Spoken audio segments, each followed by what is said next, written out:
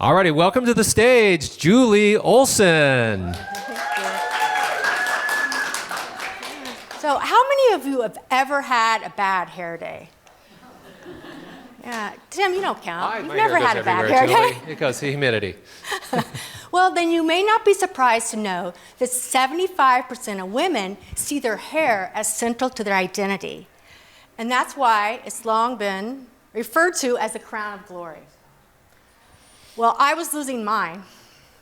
At 38, I had a lot of bad hair days. My hair was coming out in handfuls and clumps for months and months. It wouldn't stop. And it got so bad, you could see most of my scalp as clear as day. Yeah, no photos back then. But the worst part, no one could tell me why. Everywhere I turned, I was dismissed.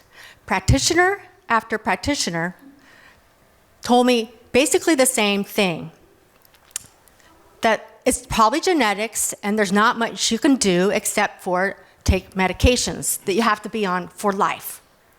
Seriously? No one ran my labs. No one asked about my diet, my sleep or stress. No one asked about my gut. No one looked deeper. But I did, and I was shocked at what I found.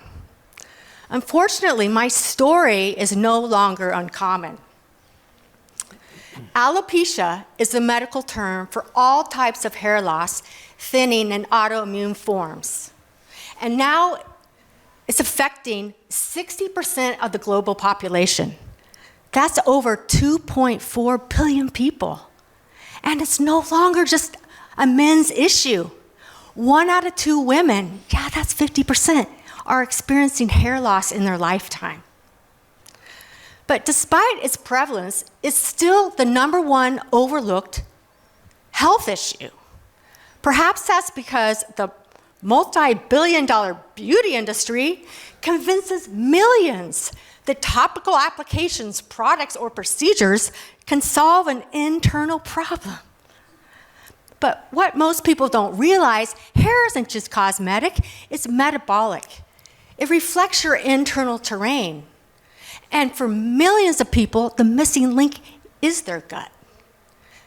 Hair regrowth isn't found in a bottle, it's found in your microbiome.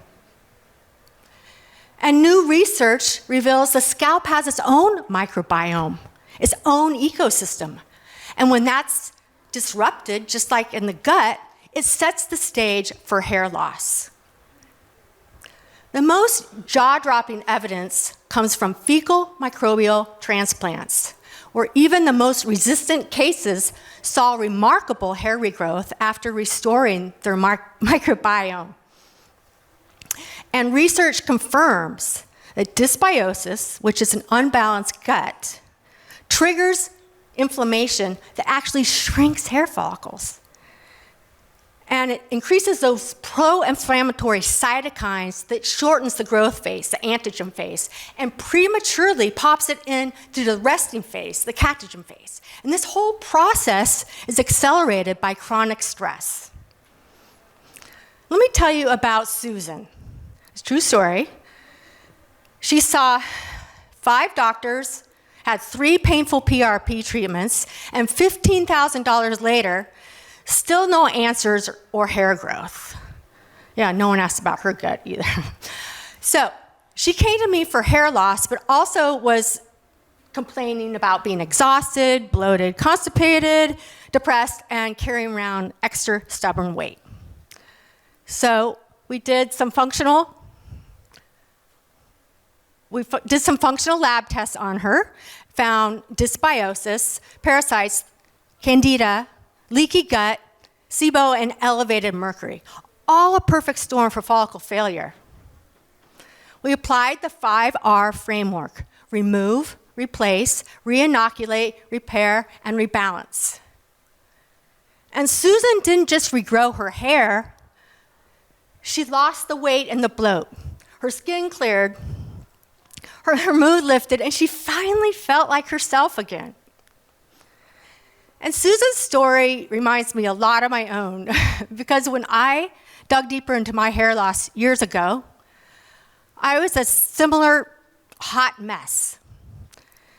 My body was screaming, And hair loss was my siren. But that breakdown became my breakthrough, my gift. I slowed down, I rebuilt, and today, at 62, this is all my own hair regrown naturally. So, thank you. The gut-hair connection is real. Let's change the way we think about hair loss together. Thank you. Whoops. Where's my last slide? Is supposed to be up here. My quote. All right. Let's give it up for Julie. Amazing. I had no idea. Like, number one, that like half the women in the world are experiencing this. Like, yeah, it's gotten really bad. Yeah. And so when we look at the traditional system, right, and you showed some examples as to how they're dealing with this, what type of doctor are they going to? Is there primary care medicine? Is there a hair doctor? Like, they're seeing dermatologists. Dermatologists. Mm-hmm. Interesting.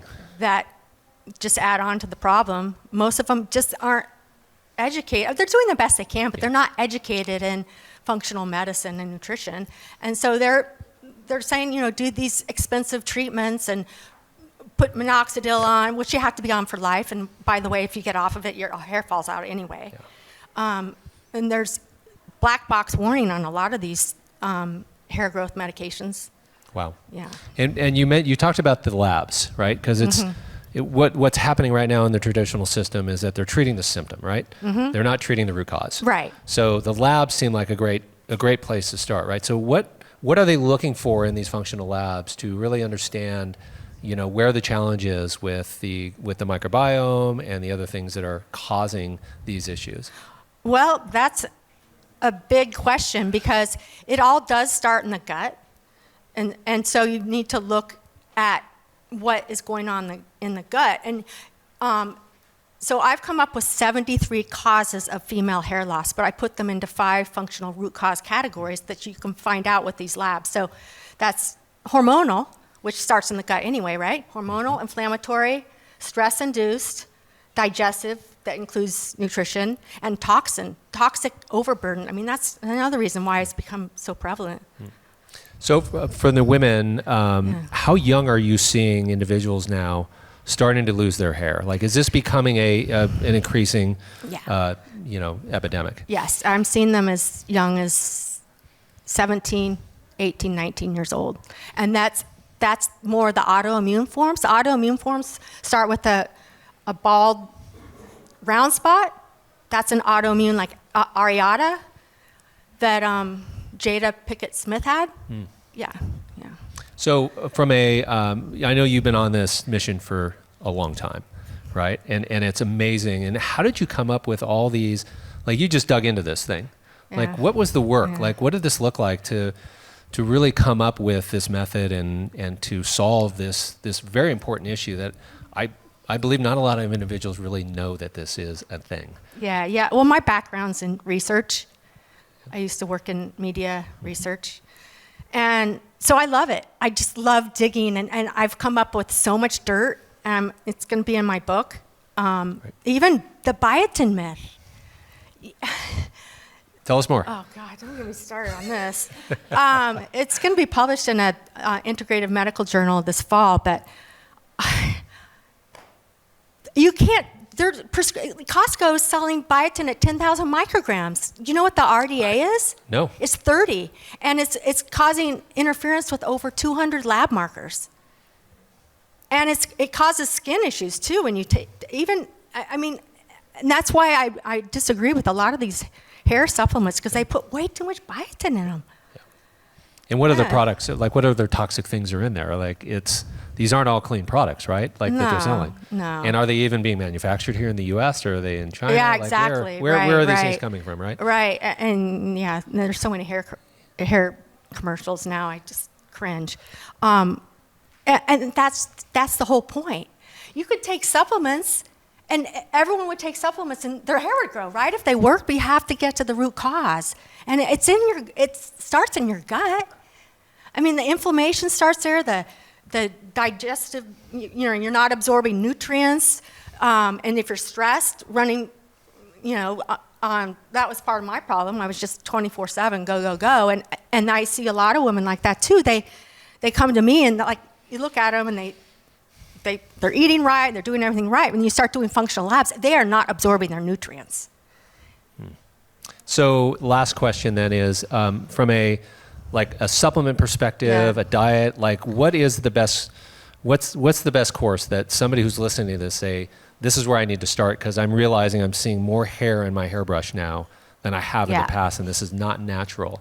Like number one, they need to see you, right? Yeah. But secondly, what is it they can do to really like slow this progression down and even stop it? Like what these other great speakers have talked about, anti-inflammatory diet, getting your gut healthy, getting the stress managed, sleep is a big thing.